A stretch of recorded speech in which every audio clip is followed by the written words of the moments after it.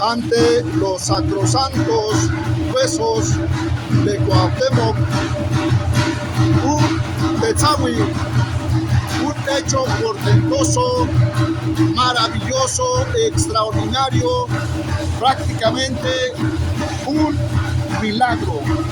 Cuauhtémoc es, sin duda alguna, un Tetzavui, es un portento.